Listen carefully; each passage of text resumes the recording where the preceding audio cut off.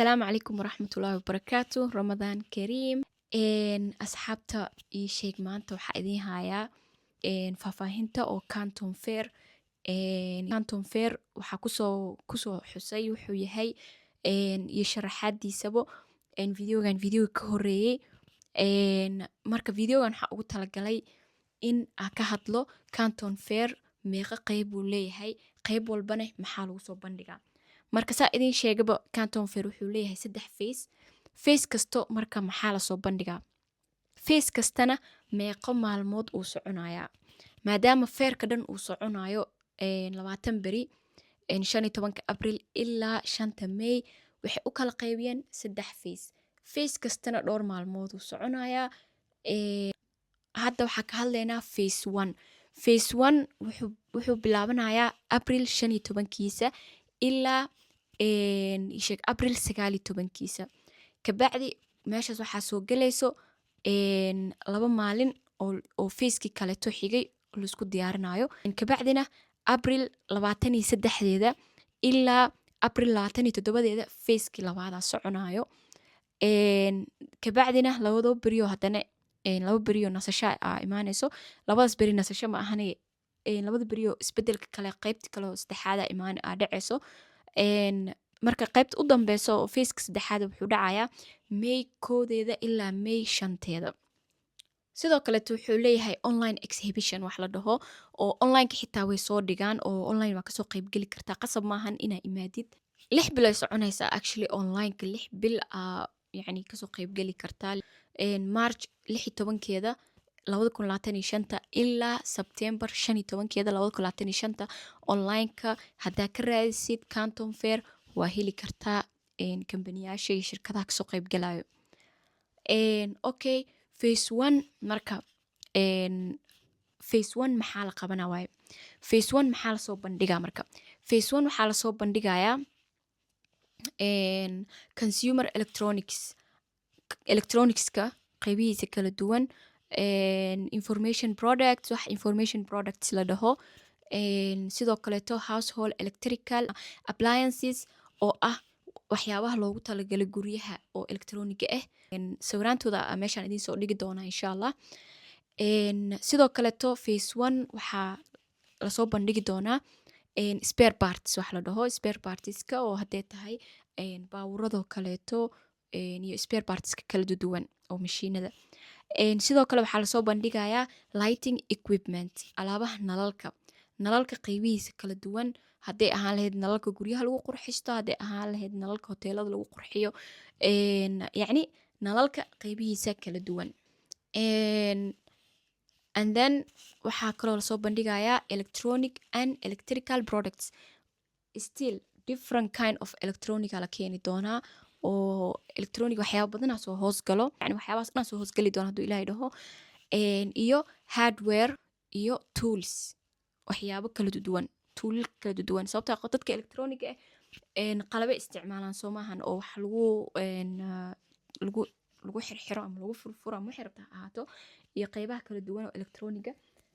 Intaasoo waxaa phase 1 la soo bandhigayaa. Marka dadka oo phase 1 interest gareynayo waxay imaan karaan April 10keeda kaleeto ama April 23deeda soo uga soo qayb galo phase 1. Kabacdina hadduu phase 1 uu ahaa interestigiisa oo wax electronic ku saabsan wuu iska laaban karaa April 20keeda. Ma fahamtay? Maadaama uu phase 1ka uu soconayo from April 15keeda ilaa April 19keeda.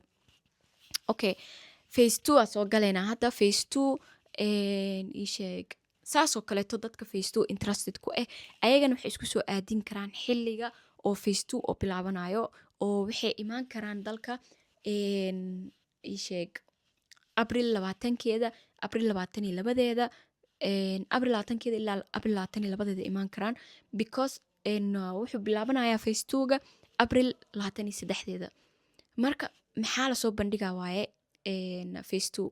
Phase 2 waxay soo bandhigayaan warshadaha ama shirkadaha gado ama sameeyo general ceramics. So general ceramics ay nooc household items waxyaabaha guryaha la dhigto ama waxyaabaha guryaha lagu qurxisto.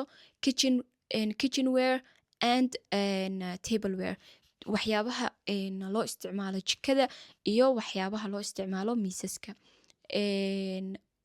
Weaving rattan and iron product, gardening productska waxyaabaha oo beeraha lagu samaysto, home decoration guryaha waxyaabaha lagu decor gareysto. Wow, meeshan alaabo badan aa lasoo bandhigaa guys. Phase 2 waa very very interesting walahi. Festival products oo ah markii ay jirto ciidoo kaleeto, ciidaha waxyaabaha la sameeyo kaleeto. Festival waxaa waaye ciid kasto ha ahaato, hadday gaalada kaleeto festival waxay u yaqaanaan Christmaskooda iyo Thanksgivingkooda waxyaabaha la dhaho. Ii sheeg marka qof walba iidiisa waa gooni soo maahan, waddan kastana iid gooni uu leeyahay. So waxyaabaha ciidaha xiliyaasha oo festivalada la qabsado, gifts and premiums waxyaabaha lisku hadiyadeeyo guys. Yani meeshan phase 2 waa very very interesting. Ani phase 2 aa ku jeclahay meeshan right now. hadiyadahoo kaleeto ay nooc hadiyadaha aroosyada loogu talagalay, hadiyadaha lamaanada loogu talagalay, hadiyadaha xafladaha khaaska loogu talagalay, ay nooc hadiyad waa helaysaa.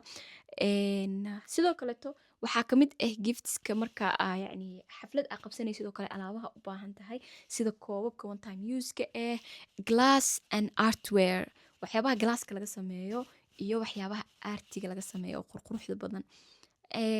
Okay, ceramics, art ceramics waxyaabaha oo artiska oo laakiin ceramic laga sameeyey. Clocks, saacadaha guryaha lagu dhajisto oo waaweynka saacadaha yaryarka ay nooc saacad guys. Saacadaha orodka lagu yani saacadaha yarka hadda oo taleefanada lagu xariisto, ay nooc saacad. Optical instruments, building and decorative materials guys. Dabaqyada waxyaabaha lagu qurxiyo, moolalka waxyaabaha lagu qurxiyo, isha guryaha waxyaabaha lagu qurxisto. Meeshan wax ka maqan male. Decorative material, still decoration socdo, ay nooc decoration ma weynaysid. Sanitary and bathroom equipment.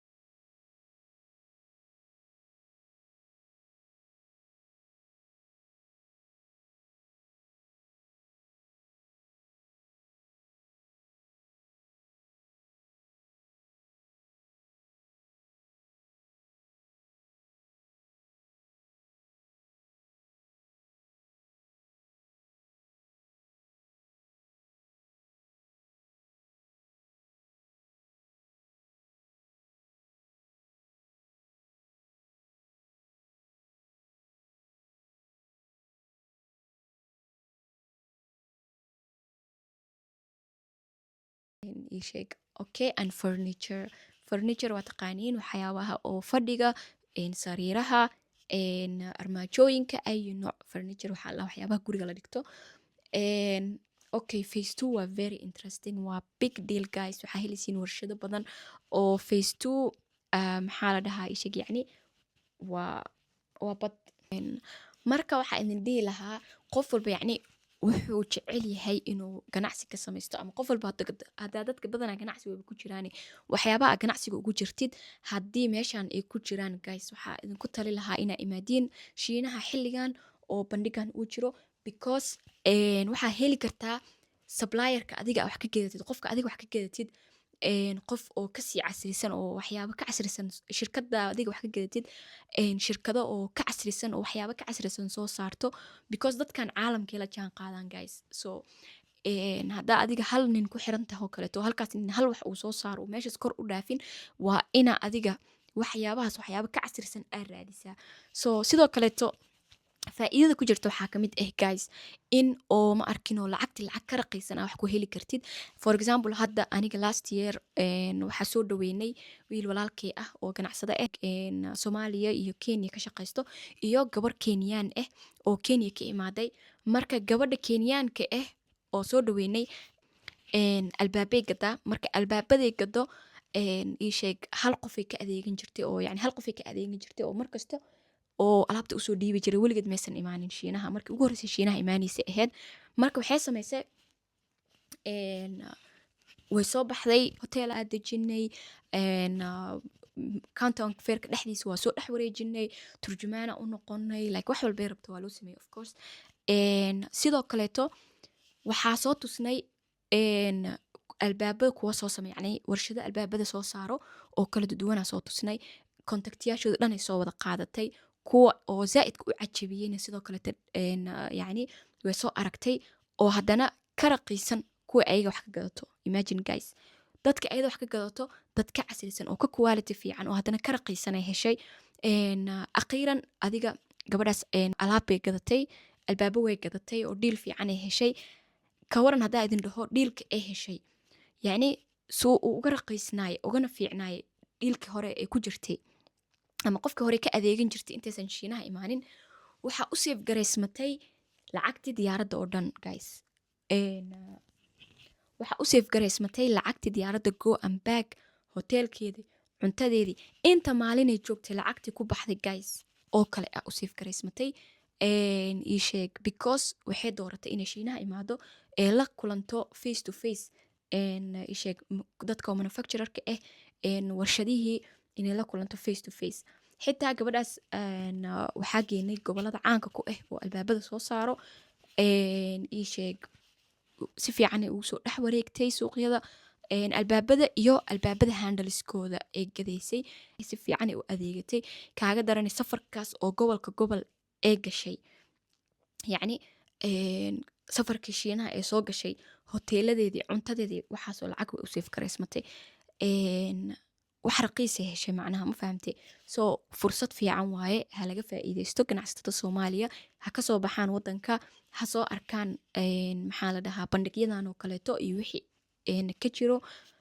sida ay u dooran karaan quality fiican ay indhahooda ku arkeen plus lacag macquul ah heshiis macquul ah dad macaamiishooda ay fiican tahay wax kaloo muhiim ah guys inaa qofka wax ka gadanaysid ama qofka macaamiilka ka tahay uu si fiican kuu soo dhaweeyo marka indhahaagaa ku arkaysaa marka